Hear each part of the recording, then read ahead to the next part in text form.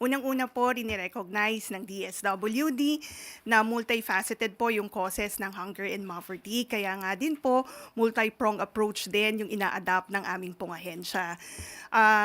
We remain steadfast sa pagtataguyod ng mga iba't ibang mga inisyatibo para matugunan po yung issue sa hunger and poverty.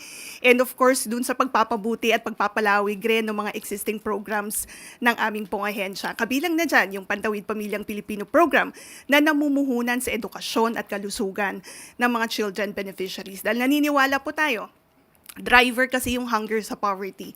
Kapag po hindi malulusog ang mga bata, nawawalan po sila ng oportunidad para magkaroon ng magandang kinabukasan. Nakakaapekto ito sa kanilang pag-aaral at sa kanilang productivity. Kung kaya nga po, sabi ko, namumuhunan talaga tayo sa edukasyon at kalusugan. At hindi lamang po iyan, hindi lamang po yung pagbabantay sa specific compliance to the conditions of the program ang ginagawa natin. Nakikipag-ugnayan din tayo sa ibang ahensya ng pamahalaan para mabigyan din ng oportunidad ang mga 4-piece members na magkaroon ng trabaho. Isa po dyan yung ating partnership with the Department of Labor and Employment. Meron po tayong trabaho para sa 4-piece sa Bagong Pilipinas. So, batay po doon sa pinakahuling datos, 9 events na po yung naisagawa natin. Mahigit 400 yung hired on the spot sa events na yon. Mahigit 3,000 na mga 4-piece beneficiaries ang nabigyan ng pagkakataon na magkaroon ng empleyo sa mga iba't ibang mga organizations. Ito po yung nabanggit ko na kinakailangan talaga magtulungan ang iba't ibang ahensya ng pamahalaan kasama na yung pribadong sektor para mabigyan ng kalutasan yung problema ng kalusugan, hunger and poverty. And at the same time, nagpapatuloy din po yung iba pang mga programa ng aming pong kagawaran. Nandyan yung Walang Gutom, nandyan din yung Walang Gutom Kitchen na ini-implement po natin dito sa Kamaynilaan. We're looking at expanding the implementation of this program. Tinitingnan din natin na magkaroon din tayo ng Walang Gutom Kitchen sa parte ng Visayas at Mindanao and sa northern area po ng Maynila. Dahil isa po yan doon sa naging rekomendasyon din in terms of improving the implementation of the program. So again, nagtutulong-tulong po ang iba't ibang ahensya ng pamahalaan. We adopt the whole of government approach, the whole of society approach, sapagkat hindi lamang po gobyerno ang may responsibilidad sa pagtugon sa problema ng kagutuman at kahirapan.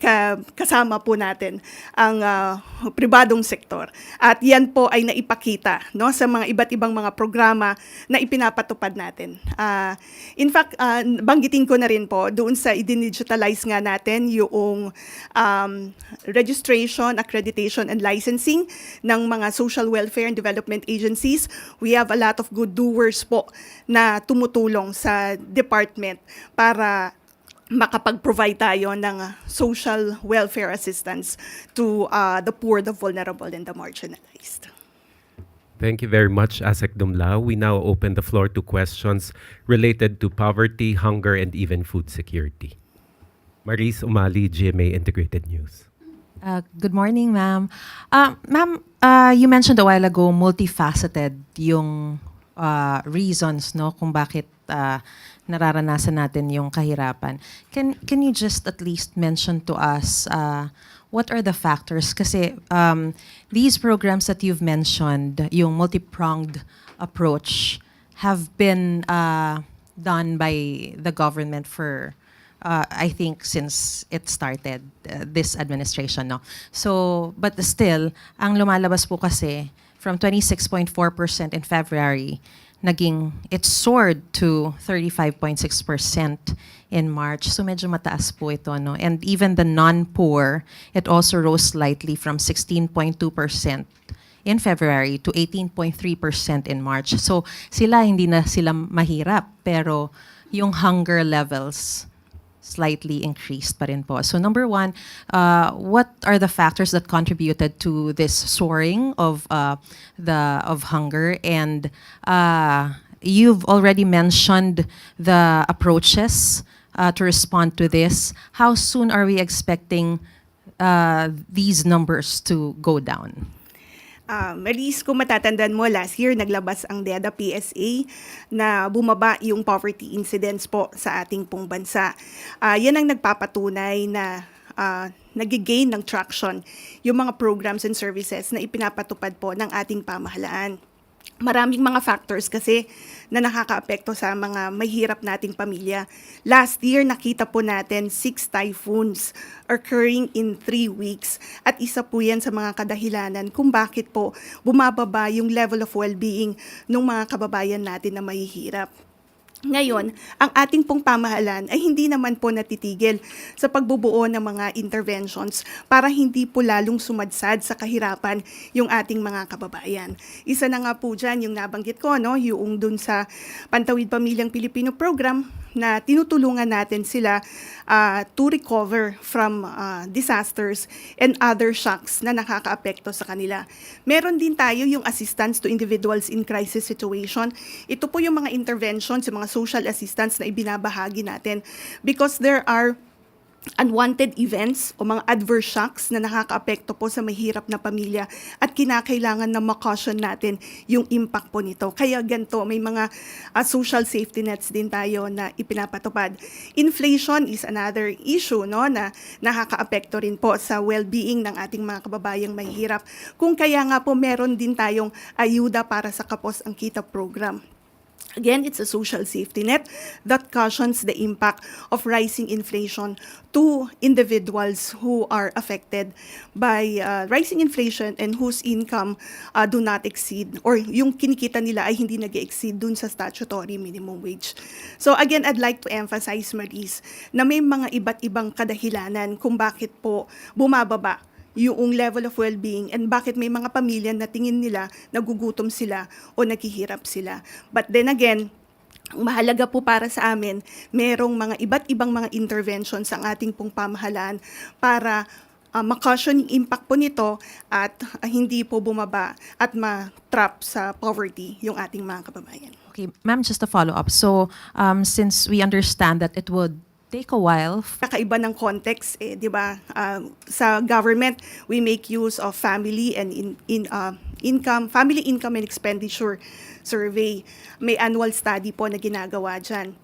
Usually, yung mga survey na ginagawa ng ibang organizations, on a quarter lang po yan. And then, syempre, depende rin yun doon sa mga questions na tinatanong kasi doon sa mga respondents. While, of course, we recognize, we acknowledge ito pong mga pag-aaral na ito, tinitignan din natin at ibinabangga doon sa mga scientific studies na isinasagawa ng ating pong pamahalaan. As to timeline, sabi nga po ni Pangulong Marcos Jr., dapat maibaba natin ang poverty incidence to a single-digit percentage before the end of his term. DSWD is committed in contributing to that to the attainment of that goal.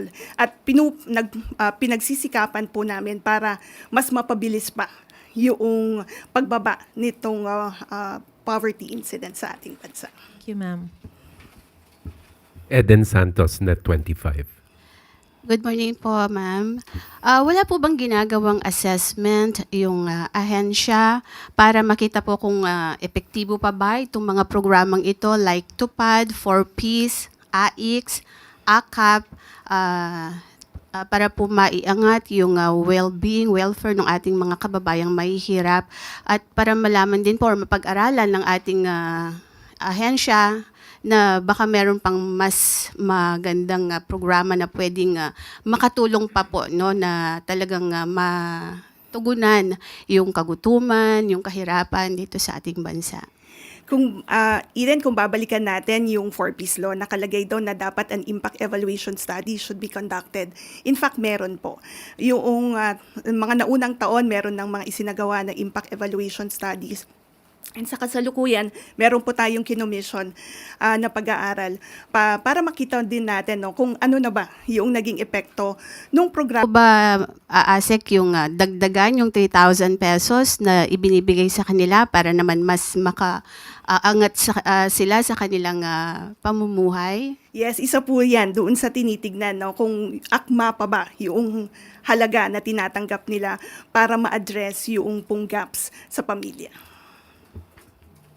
Pia Gutierrez, ABS-CBN News. Ma'am, nabanggit niyo po na magkaiba po yung standards or yung metrics na ginamit dun sa survey compared to yung pang-measure po ng government, no? So, using po yung metrics na ginagamit po ng DSWD, where are we now in terms of our goal to eliminate hunger in the Philippines? Are we on target? At gaano po kalaki yung, kumbaga, yung difference po nung pinapakita sa survey at yung lumalabas po sa inyong mga pag-aaral? Pia, unang-una, it's the Philippine Statistics Authority, no, na kasama po natin sa pag-aaral. Yung sa pag-aaral na nabanggit ko, yung Family Income and Expenditure Survey, sila po ang nagsasagawa niyan. But sabi ko nga po, ito ay reference ng aming pong ahensya to assess yung implementation noong mga iba't ibang social protection programs and services. Batay naman po doon sa mga gaya nung lumabas last year, no, na bumaba yung poverty incidence sa ating pong bansa. We can say na nag-gain po ng traction yung mga ipinapatupad nating programa, kagaya nga po ng Walang Gutom program, yung Walang Gutom Kitchen, Tarabasa, and of course yung 4Ps, yung SLP, and Kalahi Seeds, among other social protection programs and services of the department. And batay nga po doon sa pinaparating din ng ating mga beneficiaries na natutuwa sila doon sa ipinapatupad namin. Yun po yung driving force, actually sa motivating force for the department to continue expanding the program implementation and further developing initiatives para mas mapagbuti nga po yung pang social protection agenda natin. And idagdag ko na rin po na doon sa Walang Gutom, we started kasi in 2023 na nasa mahigit 1,000 yung mga beneficiaries. The following year, nag-expand tayo to 150,000 and ngayon, nasa 300,000 household beneficiaries na yung ating nasuserve. So, ibig sabihin po, talagang malaki na yung naiaambag ng ating pong ahensya sa paglutas nga po ng problema ng kagutuman and malnutrition. Clay Pardilla, People's Television. Good morning po, ASEC. ASEC poverty and hunger rates have increased nga po. Pero po, kung titingnan yung PSA, nabawasan pa po yung inflation rate natin from Feb to March. Nadagdagan din po yung employment rate natin. Paano po natin nire-reconcile yung mga ganitong datos, and how optimistic is the government na mababawasan po for the month of April? Now, in terms of optimism, optimistic po tayo na mas magi-improve pa po no yung condition noong in terms of improving or reducing poverty incidence in our country and reducing hunger incidence as well. Nakikita nga natin doon sa isinasagawa natin na trabaho para sa 4P sa Bagong Pilipinas. Gaya ng nabanggit ko earlier, marami po tayong mga na-i-register na merong mga bagong trabaho. So, I think that matches na rin yung lumalabas na percentage na bumababa yung bill ng mga unemployed. And gayon din po, makikita natin dun sa ating mga 4Ps beneficiaries, marami po sa kanila nakakapagtapos ng kanilang pag-aaral. And marami nga rin are acing licensure examinations. So sila po ay nabibigyan din ng pagkakataon na makapagtrabaho. Ganyan din sa Sustainable Livelihood Program because kinakapacitate din natin yung mga beneficiaries to either engage in thriving livelihood activities or makapaghanap ng trabaho. So yan po, nakikita natin, pag binabangga natin, yan ang nagpapatunay na maganda po yung mga inisyatibo ng ating pong pamahalaan. Sam Medenilia, Business Mirror. Hey, good morning, ma'am. Kanina po na-mention po nila na parang may recommendation sa DSWD na parang expand yung program sa Northern Manila.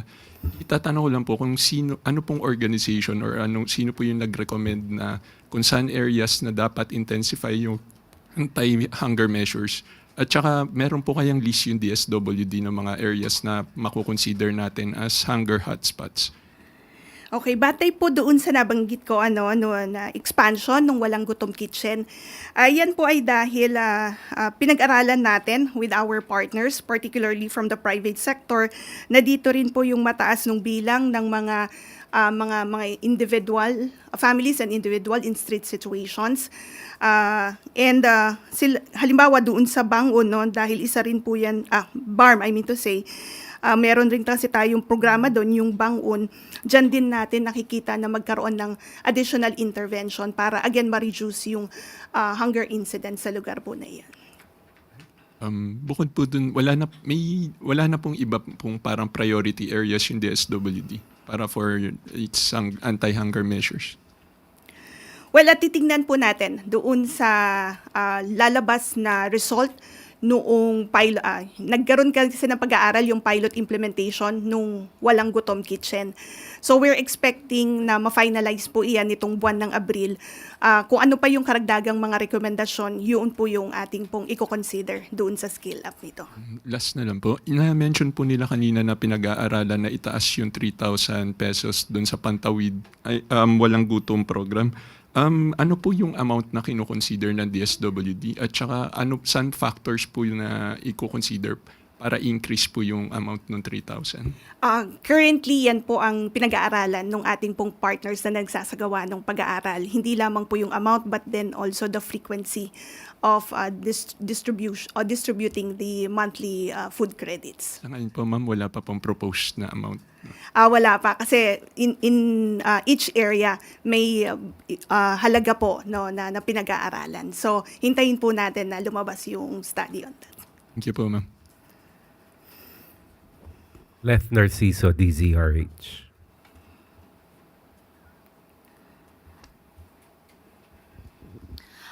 Ma'am, dun po sa mga nakagraduate na ng 4Ps, may datos po ba ang DSWD kung ilan sa kanila yung nagtuloy-tuloy yung pag-ahon at ilan din naman yung bumalik as beneficiaries?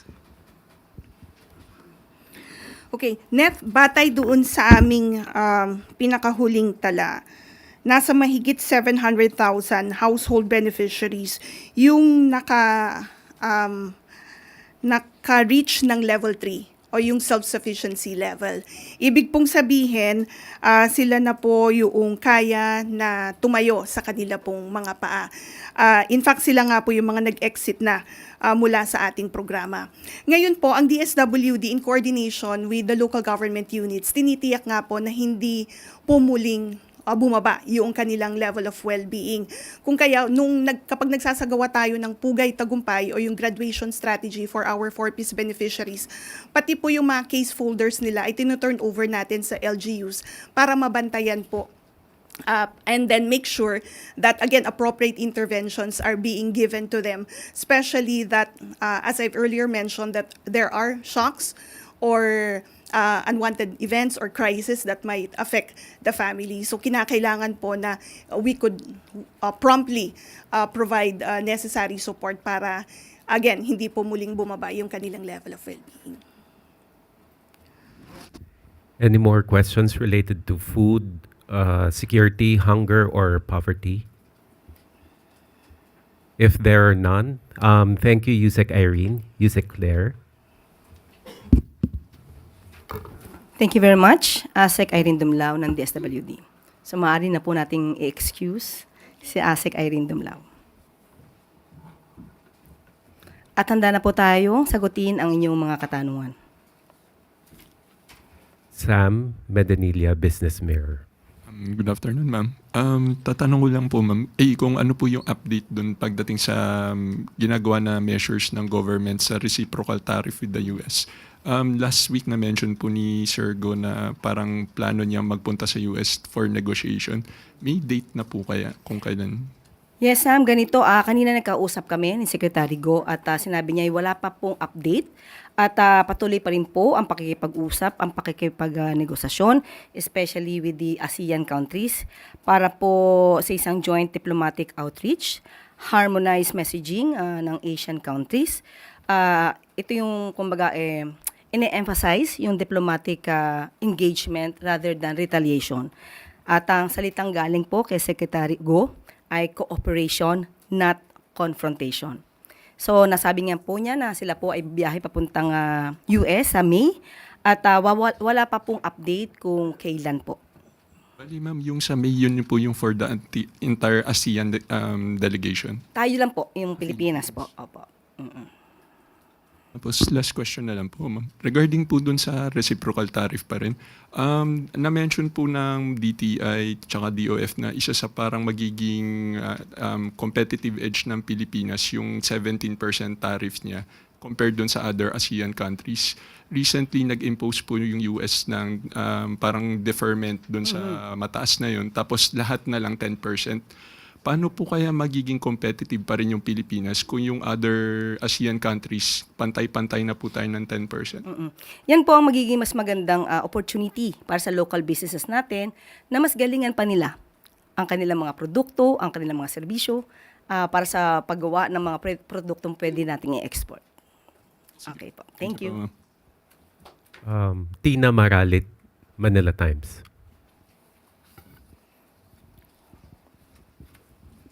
Good afternoon, ma'am. Ma'am, reaction lang po on what came out over the weekend, yung pag-endorso po ni Vice President Sara Duterte sa alyansa candidates, Congresswoman Camille Villar and Senator Amy Marcos. Ano po kayang mensahe ang pinaparating nito sa publiko? Kung di po ako nagkakamali, naglabas na rin po ng mensahe ang si Congressman Toby Tiangco. At lahat po ng question patungkol po dyan ay si Congressman Toby na lang po ang sasagot. But ma'am, is the trust and confidence of the President in these candidates buo pa rin po kaya? Sa kanya mga kandidato, definitely yes. Pero muli, kung ano man po yung iba pang mga detalye patungkol po dito sa recent incidents ay si Congressman Toby Tiangco po ang may authority to talk about that matter. Salamat po, ma'am. Leth Narciso, DZRH. Yusek, may we know what are the President's plans for the Holy Week? Naitanong po natin at siya po ay makakasama niya po ang kanyang pamilya. He will spend his time with his family. At ang mga detalye po ay hindi ko na po maibibigay. Yun lang po. Hindi po sinabi kung saan. Hindi po sinabi sa amin kung saan. At kailan po mag-start yung... Opo, basta he will be spending his time during this Holy Week, most probably starting Thursday. Opo, pero yun lang po. Itong Holy Week na po ay bibigyan niya po naman ng oras ang kanyang pamilya para po sila magkasama-sama. Dahil sa sobrang busy ng ating Pangulo sa kanyang mga activities. So, yan po. Follow up to that, Tuesday New DZBB. Hi ma'am, so ibig sabihin po ma'am, from today until Wednesday may i-expect pa kaming mga activities ni Presidente Meron pa po. outside of the palace. Sa aking pagkakaalam, meron din pong magaganap dito sa palasyo. Pero mga meetings lang po. So, i-include po natin yung mga meetings. Thank you ma'am. Eden Santos, Net 25.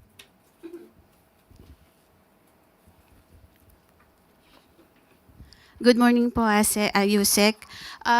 Sa last sona po ni Pangulong Ferdinand Marcos Jr., yung third sona niya ay hinighlight po yung pagkamit po ng gobyerno sa food security po ng Pilipinas. At ngayon po ilang buwan na lang, malapit na ulit yung kanyang SONA. Kumusta na po yung status ng food security ng ating bansa? Ano na po yung mga naipatupad at ipatutupad pang programa? At saan na po tayo patungo ngayon? Okay, kanina lamang po ay bisita natin si ASEC Irene Dumlao at sinagot niya na po ang ibang mga katanungan tungkol sa food security. Hanggang doon lamang po ang aking masasagot dahil nasagot niya na po kanina ibang mga programa patungkol po dito. Pero nasaan na po tayo ngayon pagdating po dun sa pagtamo ng pamahalaan ng Marcos administration, pagdating po dun sa pagkakaroon natin ng seguridad sa pagkain sa ating bansa? Nakita niyo naman po kung ano pong sinabi ng ating ASEC from the DSWD. Nagagampanan po yan at nagkakaroon po ng traction dahil sinabi po niya noong nakaraang buwan lamang ay maganda po naman ang naging resulta. At mas maganda po kung muli natin maisasalang ang ating ASEC na si Irene Dumlao para po maitanong niyo po yan. Binigyan na po tayo kanina po kasi ng pagkakataon na maitanong ang tungkol sa food security. Sana po nadetali po niya kanina. At nadetali naman po niya kanyang mga programa kanina po. Thank you po. Thank you. Ann Soberano, Bombo Radio. Yusek, good morning. Follow up lang din po doon sa Holy Week activities ni Presidente. May mga pahabol po bang instructions si Pangulong Marcos sa mga concerned agencies, lalo po at nagsisimula na pong magsiuwian yung mga kababayan natin, and then may balak po ba siyang magsagawa din ng sariling inspection po? Thank you. Opo, unang-una po, syempre ang gusto po ng Pangulo natin at ang direktiba po niya ay bigyan po ang ating mga kababayan at hindi lamang po mga kababayan, kung sino man po ang bumibisita sa ating bansa, ng isang safe at convenient travel. Maliban po dyan, ang mga naiiwan sa kanilang bahay at hindi naman po nagda-travel at nagbabakasyon ay mabigyan din po ng kanilang proteksyon. At kaya po inaasahan po natin ang ating secretary, si DOTR Secretary Vince Dizon, naglilibot po siya upang malaman po ang mga nagbabiyahe kung may mga overloading at kung ano-ano pa ang maaari maging problema ng mga vehicles, no? Mga transportation na maaaring i-avail ng ating mga kababayan. At maliban po dyan, ang Bureau of Immigration po ay nagsabi rin po na handa po sila sa pagdagsa po ng tao sa airport at magtatalaga po ng 48 personnel para po siguraduhin na lahat ng counter po ay may tao at hindi po maipon ang pila. Hanggat sa makakaya po dahil hindi po natin malalaman kung gaano ba po talaga kadami po ang dadagsa sa pag-travel po.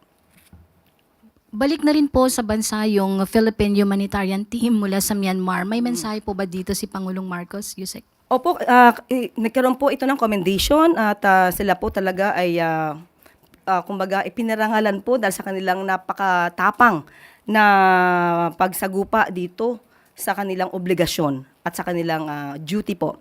Kaya po ang lahat po na nanggaling po at tumulong po sa Myanmar, kayo po ay aming pinasasalamatan. Kapuri-puri po ang inyong mga ginawa. Thank you po. Raquel Bayan, Radio Pilipinas. Good morning po, Yusek. May we get Malacanang statement po on the beginning of the overseas voting po and maybe your call for the Filipino voters abroad. Yes, opo. Yan po ay karapatan po talaga nila. Dito po nila mapapakita ang kanilang boses, ang ating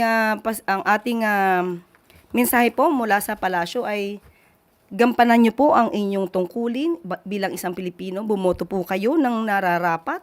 Bumoto po mula sa puso.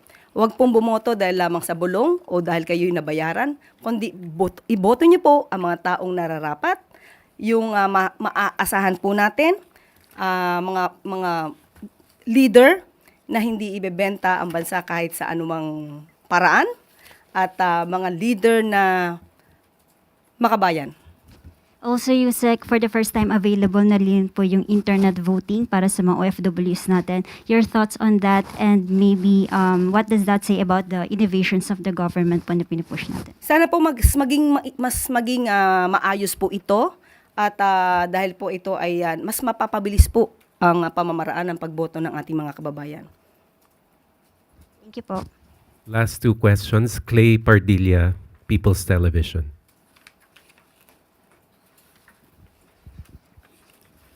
Good morning po, Yusek. Yusek, Senator Gatchalian expressed alarm over recent cases of bullying and students' deaths linked to violence, calling it a sign of crisis. What directive po has Malacanang issued to DepEd in response to these incidents? At ano pong maipapayo po natin sa mga magulang? Salamat po. Yes, opo, nagpalabas na rin po ng mensahe po dito at kinokondena po kung ano man po na bullying, panghaharas sa mga estudyante po natin, sa mga kabataan po. At kanina rin po nakausap po natin si ASEC Irene Dumlao. Sa mga ganito pong sitwasyon ay yung mga social worker po na naka-assign, pumunta na rin po sa mga schools na nabanggit, sa mga involved po ngayon, at tinulungan po sila agad. At sabi nga po natin, kahit po ang ating DepEd, nagkaroon na rin po ng pag-iimbestiga rito, especially po yung tungkol sa nangyari sa Las Piñas. Kinausap na po ang principal po dito at ang SDO. So hinihintay na lang po natin ang ibang mga detalye po at ginawa na po talaga agad ng agarang aksyon ito ng pamahalaan sa pamamagitan din po ng direktiba ng ating Pangulo. And finally, Daryl Esguerra, Philippine News Agency. Good morning, Yusek. Ma'am, can we just get an explanation lang po kung bakit na-veto ni Pangulo yung proposed amendments on the revised Baguio City Charter? Okay, Banggitin ko na lang po ang kanyang mensahe. And I quote, bibigyan ko po kayo maya-maya lamang po. Sinabi po niya dito na, I am constrained to veto the bill as it is inconsistent with law and jurisprudence, and it may endanger or prejudice the authority previously granted to the BCDA. So kinikilala po ng Pangulo ang karapatan at authority ng BCDA patungkol po dito. Kaya po na-veto po ang Act amending Sections 23 and 52 and repealing Section 55 of the Republic Act number 11689, otherwise known as the Revised Charter of the City of Baguio. Thank you very much, Yusek Claire. At dito na po nagtatapos ang ating briefing ngayong araw. Maraming salamat, Malacanang Press Corps, at magandang tanghali sa bagong Pilipinas.